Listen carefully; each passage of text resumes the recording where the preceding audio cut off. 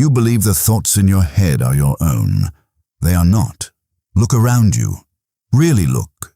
Pick a room, an office, a family dinner, a social gathering. There are 10 people in that room and 9 of them are sleepwalking. They are biological machinery reacting to stimuli, waiting for permission, desperate to be liked and terrified of silence. They believe they are making choices, but they are merely executing a script written by their biology, their conditioning, and a societal architecture designed to keep them docile. They are the pieces on the board, but there is one person, just one, who is not playing the game. He is watching the mechanics of it. He sees the invisible strings of leverage. He hears the heavy truth hiding in the unsaid. He does not seek validation. He seeks our symmetry. He does not react to the chaos of the room. He harvests it. This person is the architect. And the cold reality is this: unless you learn to view the world through his sovereign lens, you will always be his raw material. Most people endure their entire lives wondering why their exhaustion never translates to elevation. They wonder why the ruthless, the calculated, and the cold advance while the good are left behind to sweep the floors of other men's empires. They soothe their bruised egos by calling it bad luck. They claim the system is broken. This is a comforting lie. The system is not broken. It is operating exactly as designed. It is a modern panopticon built to manufacture compliant, harmless citizens who police themselves. You have not been trained to be a good person. You have been trained to be a victim. Niccolò Machiavelli, a name historically smeared by the weak, was simply the most precise anatomist of human nature. He did not write fairy tales about how the world should be. He performed an autopsy on how the world actually is. He understood a structural truth that 90% of the population ignores at the cost of their own survival. Goodness without power is a guarantee of destruction. This is not about becoming a villain. Villains are driven by emotion. This is about waking up. It is about stepping out of the 90% who merely feel and into the 10% who calculate. We are going to strip away the cheap illusions of fairness, organic justice, and vulnerability that you clutch like a shield. That shield is made of paper. By the time this is over, you will no longer see people. You will see structural patterns. You will see debts, dependencies, and leverage. And for the first time, you will dictate the gravity of the room. But understand this: once you see the mechanics of human weakness, you can never unsee them. Your morality is not a shield. It is a tracking collar for predators. The first fatal error you make, the one hemorrhaging your capital, your authority, and your peace, is that you are hallucinating reality. You enter negotiations, relationships, and hierarchies, operating on the delusion of how people ought to behave. You calculate that if you are honest, they will mirror your honesty. If you bleed for the company, they will offer loyalty. This is the idealist's trap. It is a mathematical failure. Machiavelli warned that a man who insists on making a profession of goodness among so many who are not good will inevitably face his own ruin. He did not say goodness was inherently flawed. He said that relying on goodness as a defense mechanism is equivalent to walking into a lion's den wrapped in fresh meat, praying to the predator's conscience. The 90% project their own internal world onto external actors. If you possess empathy, you assume the board of directors possesses empathy. You assume that the universe naturally bends toward justice. It does not. Justice is a synthetic human invention enforced only by those who hold the monopoly on violence and resources. Power is the only natural law. Operating with blind idealism does not make you righteous. It creates a moral hazard. It actively incentivizes predators to consume you because you have signaled that there will be no cost for doing so. To outmaneuver the sleepwalkers, you must look at human nature completely naked. When someone betrays you, do not waste a single heartbeat asking the emotional question, How could they do this? It is a useless metric. Instead, adopt the Medici ledger of human behavior. Ask the sovereign question, what did they gain? Human beings are economic creatures, always acting in their own rational self-interest. Even altruism is often purchased for the neurological dopamine hit of feeling morally superior. When you internalize this structural truth, you stop bleeding. You stop being shocked. You start predicting. The masses are stunned when a corporation terminates them to save a fraction of a percentage in overhead. They are devastated when a partner trades up for higher status. The sovereign mind expected it. He knows that loyalty is not a static moral absolute. It is a fluctuating currency driven by leverage, greed, and fear. This paradigm feels freezing cold to the uninitiated. But ask yourself, who is statistically safer, the man who believes the ocean loves him, or the man who respects the ocean's absolute capacity to drown him? The second man builds a fortress. The first man drowns with a prayer on his lips. You must build the fortress. You do this by ignoring the noise. Stop listening to what people say. Words are the cheapest currency in the human economy. They are designed to pacify, to manipulate, and to obscure intent. Watch the mechanics of their actions. If the corporate slogan dictates family, but the operational structure dictates you are disposable, believe the structure.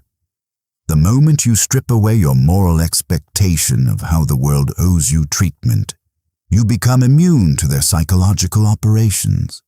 You become a structural realist, and in a hierarchy of hallucinating dreamers, the realist holds absolute power.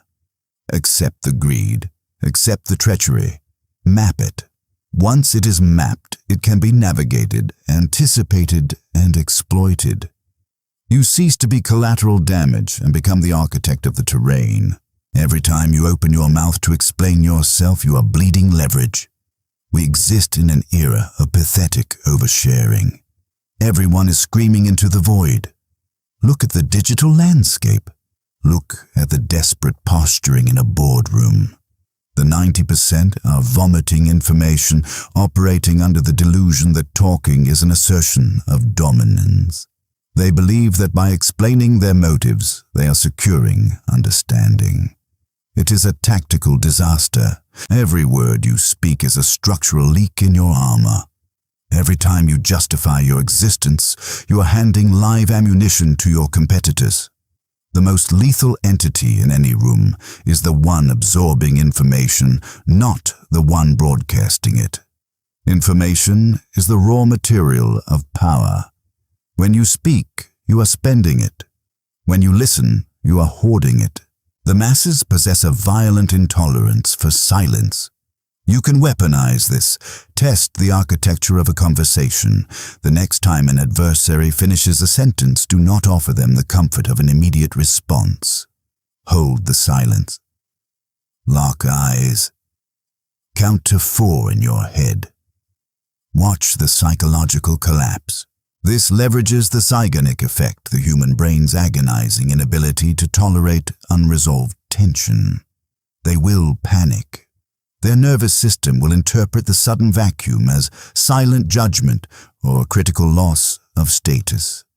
To relieve the pressure, they will force themselves to speak again. They will attempt to fill the void, and in doing so, they will hand you the truth.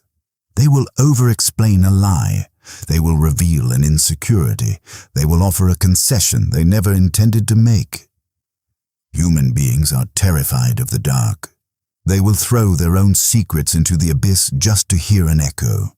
The sovereign thinker uses silence not as a pause, but as an instrument of psychological attrition. He rests comfortably inside the tension that breaks weaker minds. When you are challenged or insulted, the biological instinct of the 90% is to defend, to match the emotional frequency, to say, "You don't understand." The moment you defend yourself, you have already lost. You have validated their attack. You have mathematically proven that their opinion dictates your emotional baseline. Instead, deploy the void. Look at them. Say absolutely nothing. or deliver a single deadpan inquiry. Why would you say that? Then let the silence hang like an executioner's axe. Watch them backpedal. Watch them drown in their own excess energy. By refusing to descend to their emotional frequency, you seize the judge's bench, forcing them into the role of the desperate defendant. You must master the discipline of starving people of your reactions. Society is addicted to the friction of reaction. They poke you to map your nervous system to see where you bleed. If you bleed, they own the coordinates to your psyche. If you are stone, if you operate with Sun Tzu's doctrine of formlessness, you induce terror.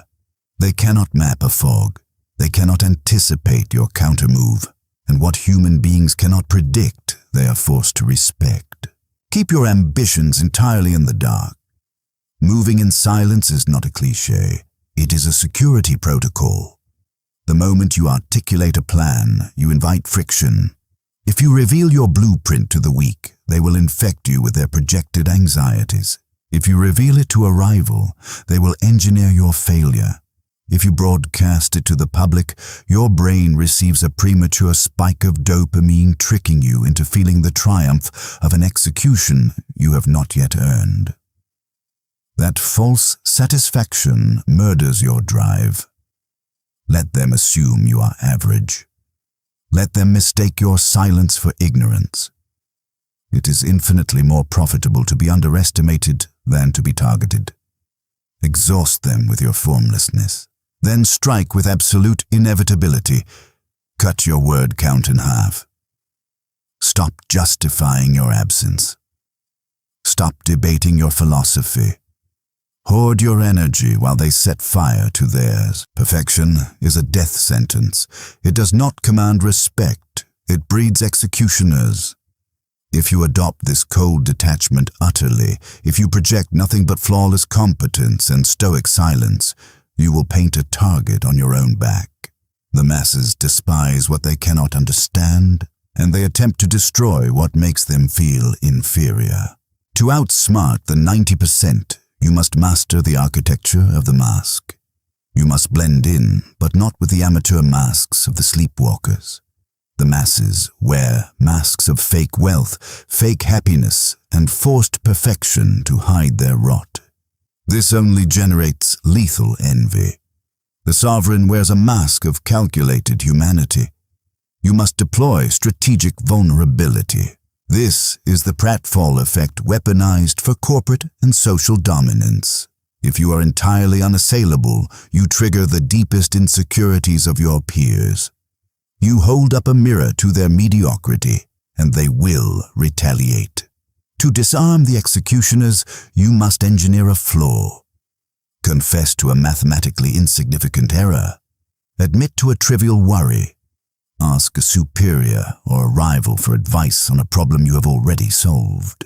When you ask for their counsel, you are not seeking wisdom, you are purchasing their ego. You make them feel magnanimous, you manufacture a sense of superiority within them.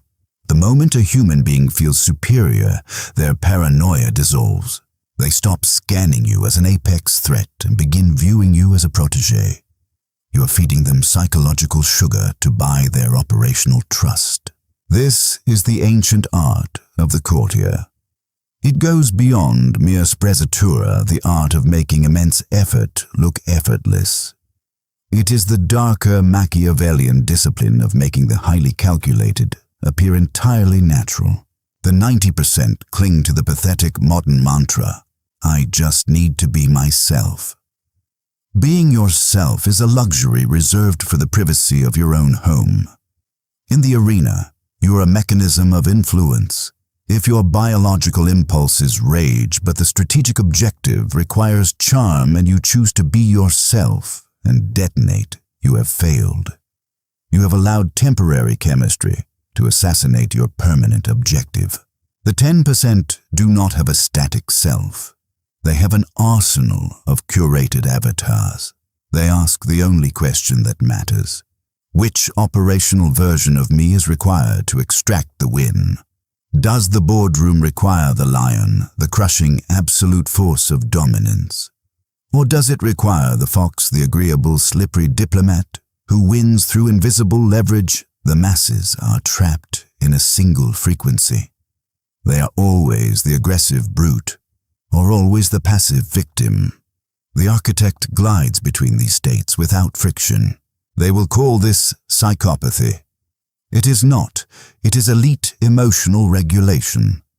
A surgeon does not be himself and panic when an artery bursts. He adopts the mask of the cold technician because the patient's survival depends on it. Apply this to the hierarchy. When an irrational superior attempts to demean you, your authentic self wants blood. Your sovereign self knows that reaction is a tactical suicide. So you wear the mask of the compliant professional. You absorb the data. You survive the interaction. Then in the dark, you engineer your ascent and their obsolescence. The mask is your camouflage. It separates your core from the filth of the game. Give the masses the exact performance their egos require so you can extract exactly what you need. A man with no enemies is a man who has never stood for anything of consequence. The modern sleepwalker spends their finite existence desperate for universal approval. They operate under the delusion that arriving at the grave with zero adversaries means they have won the game. They are fundamentally incorrect. If you have no enemies, you are a ghost. You are a leaf blowing in the wind of other people's agendas, challenging nothing, disrupting nothing, and owning nothing. Machiavelli understood that enemies are not an unfortunate byproduct of power. They are a structural requirement for it. The 90% shatter under the slightest friction of criticism. A dissenting opinion sends their nervous system into a spiral. They immediately attempt to appease their detractors and negotiate peace from a position of weakness. The architect does not avoid the enemy. He utilizes him. Analyze your circle. Who actually provides you with accurate data? Your friends. Your friends are liars. They are enablers. They tell you your failing project has potential because they value your comfort over your competence. They cushion your mediocrity because they possess an emotional attachment to you. But your enemy is a starving hound searching for the faintest crack in your concrete. If you are lazy, they will exploit the gap. If you are insecure, they will press the nerve until you break. Your enemy is the most ruthless, accurate auditor of your structural integrity you will ever possess. The Roman military understood this. A legion without a formidable barbarian horde to fight quickly turns to rot in discipline and civil war. The adversary keeps the sword sharp. When the hatred comes, do not descend into emotional outrage. Audit the attack. Why did they strike that specific coordinate? Is it because you are genuinely weak there? If so, the enemy has done you a profound service. They have highlighted the structural flaw you must reinforce. Are they attacking you purely because your momentum threatens their stasis? Then the hostility is merely the sound of your own velocity. You must forge anti-fragility. Fragile systems shatter under pressure. Robust systems merely endure it. Anti-fragile systems require trauma, volatility, and conflict to expand. When the 90% are insulted, they fold. When the sovereign is doubted, he captures that spite and converts it into nuclear fuel. There is no energy source on Earth cleaner or more potent than the cold, terrifying desire to render your doubters obsolete. Conflict is the forge.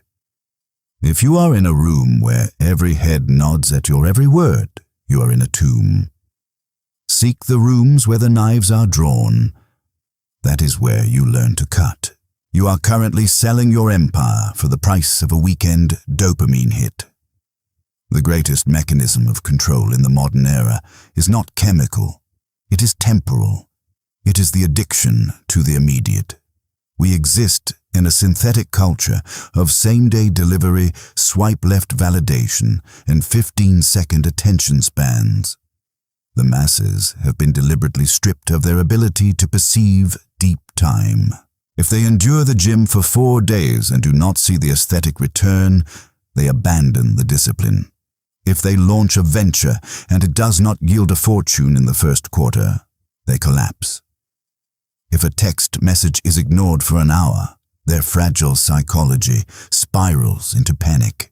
They are hostages in the prison of the present tense, victims of hyperbolic discounting, the cognitive flaw that begs for a miserable reward today over absolute sovereignty tomorrow. True, Machiavellian leverage is fundamentally a game of temporal attrition. To dismantle the 90%, you do not need to outsmart them in the moment. You merely have to outlast them. While the masses are cannibalizing each other for a quick spike of attention, you are silently pouring the concrete of a 10-year foundation. While they are reacting violently to the daily cycle of manufactured outrage, you are analyzing the historical patterns that dictate the next decade. This requires the embrace of a very specific, agonizing form of suffering, active patience. Patience is not the passive waiting of a victim. It is a violent internal war against your own biological impulses. It is the discipline of chaining your hands to your sides when every instinct screams at you to grab the cheap reward. It is the willingness to labor in complete unrecognized darkness for 5 years so you can cast a shadow for 50. The marshmallow test is not a childhood experiment. It is the daily sorting mechanism of the global hierarchy. The 90% devour the cheap sugar immediately. They accept the easy salary that caps their potential. They finance luxury vehicles they cannot afford to simulate a status they do not possess. They trade the infinite leverage of their future to numb the discomfort of their present. They are building a monument of debt. The architect operates in reverse. He purchases his future using the suffering of the present as currency. Before he reacts, before he consumes, before he speaks, he forces the decision through a temporal filter. Will this yield leverage in 10 years? If the answer is no, the distraction is executed without mercy. If the answer is yes, it becomes an obsession. You must become a time traveler in your own mind. When the fatigue hits, project your consciousness 5 years forward. Look back at the exact moment you wanted to quit.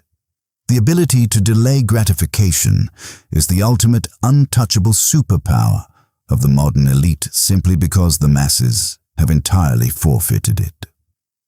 Plant the tree. Let the sleepwalkers chase the leaves. Your generosity is not a virtue. It is a disguise for your inability to establish boundaries. We are conditioned from birth with a toxic slave morality narrative that selfishness is a sin, that the ultimate good is to bleed yourself dry for the benefit of others, to be the eternal martyr. Machiavelli spat on this exact brand of weakness. The structural truth is absolute. You cannot project power or provide protection if you are internally hollow. Audit the nice guys. Audit the individuals who reflexively say yes to every demand. Are they sovereigns? Are they respected? They are not. They are exhausted, resentful doormats. They are psychological pack mules for other people's agendas. And beneath their forced smiles, they harbor a deep, venomous hatred for the very people they serve. Their altruism is entirely transactional. They give because they are terrified of conflict. They give because they crave the cheap validation of being labeled a good person. This is not kindness. It is an economy of cowardice.